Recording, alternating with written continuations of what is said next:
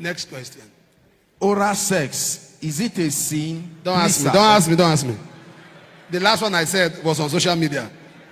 Don't ask me. Don't ask me. When you use the word sin, sin, some things cannot be right or healthy for you. Don't say sin, sin. When you say sin, it's like you're offending God. God is not interested in some of those things. Oh. God is too big to bring himself down to be checking all these things. Okay, are you doing it? Don't reduce God. Watch Women Conference. I said a lot. I handled that. It was a controversy on social media. I know a father of faith warned me. Warned me. See, if I hear you say that nonsense again, are you okay? Stop that. Dr. Olukoya. He told me the spirit. I love that man. He said, you transfer incubus and succubus when you... I say, Ma Binu, sir. I'm sorry, sir. He said, you are teaching. I said, I'm sorry, sir. He said, unteach it. I said, yes, sir. I will, sir. I'm sorry, sir. Those are men that keep me in check. When I see anything that they say, hey, the way you are going, we are watching you, stay on the right track. They love me so much. Say, stay on the right track. Don't say that again. And for fathers to call you and rebuke you is they know you are teachable. They know you are teachable. And I apologize deeply. I apologized to him after he dropped the phone. 2 days later, I sent him a message, long apology again. Forgive me, sir. Forgive me. He has an understanding that is demonic. That's his ministry. So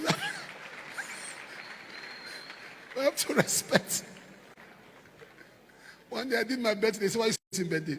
Don't you know that Herodias' wife cut off John the Baptist's head? I said, I'm sorry, sir. I'm sorry, sir. I love that man. You will stay in check. You will stay in check. I just love him so much. Let me tell you a story Dr. Mark shared. There was a pastor who had no child for 12 years. And this pastor was married to a woman. And I don't know if you have heard of Dr. Mark was married to a woman and never knew. Dr. Mark was invited to preach there. After the evening service, there was a morning session. He is the guest speaker. The host is supposed to be on ground to receive the guest. So that morning was ministry. They look back. Pastor was not coming. Pastor's wife was not coming.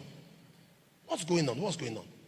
Then they suddenly discovered he was not going to come. So at the end of the service, he was angry as the guest, as the host.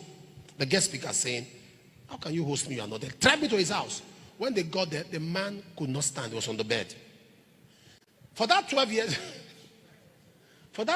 they have been married. The man never knew that he had not had intercourse with the wife.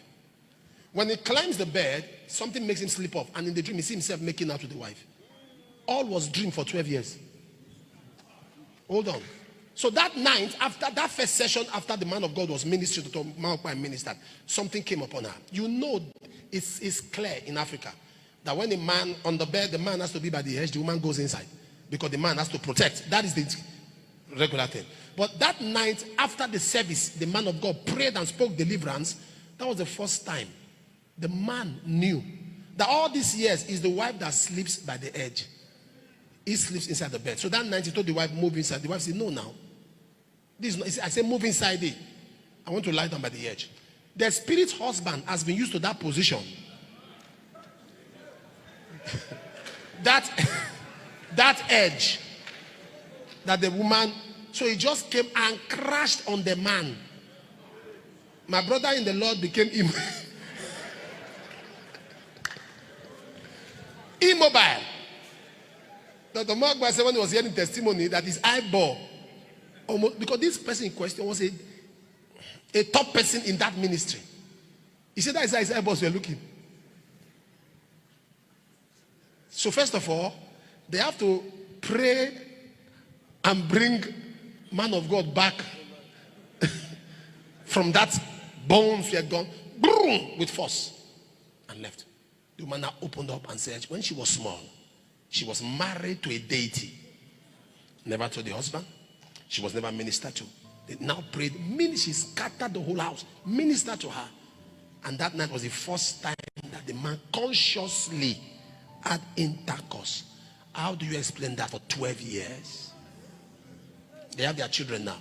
So what I'm saying is that these things happen. It happens. But it has to be addressed. So when I see people who do not go to prayer ministry, they say it's just word. You are going to be in bondage and you'll be bearing it. Because the realities of warfare is not something that you can just explain away. You can't explain it away. There are some things you can't explain away. This is real. It's happening. He's a minister. What is happening to him does not mean he's not anointed. But if he doesn't have insights into that department, okay. Maybe we have people here who are accountants. When the medical doctor is talking, you keep quiet. That's not your discipline. You keep quiet. When you're also trying to talk about ledger and balancing of accounts, he should keep quiet. So when you don't have insight to handle certain matters, you become a victim of it. What a man is ignorant of, it becomes a captive to. The type of story that people ask these days in church is actually very funny. It's actually very funny. Now, it is very interesting, right, to know that somebody like Apostle Johnson Suleman, at his level, still have certain pastors that influence him in certain ways, right? Just like he spoke about Olukoya, Pastor Olukoya, and how he regularly keeps in touch to communicate with him, to talk to him. This further explains, or let me say, kind of emphasize what I said in one of my previous videos, where I stated that a lot of pastors have relationship with each other, but you guys are not aware. You guys are not aware. And it is important that we keep highlighting such messages for a reason, for a time such as this, for the things that have been happening in the body of Christ recently. It is very important that messages such as these, we keep pushing it out. When Apostle speaks about people that influence him, the other day he was talking about the pastor of choosing, Lord's choosing pastor, and how he prayed for him, impacted him when he had crisis, how he constantly kept in touch, kept praying, and kept hoping. For people that remember when that particular scandal happened a few years ago, right? It was as if Apostle was abandoned. Until recently, he started sharing stories of how many of these pastors reached out to him. During that period, in fact, there was an agenda like that. People wanted to raise such an agenda that, they have abandoned him. Until recently, he started explaining how these pastors play a role, in his life, how they called him, reassured him that they believe his innocence and everything. It is amazing. What do you guys think? Drop a comment in the comment section. Don't forget to subscribe, like, share this video.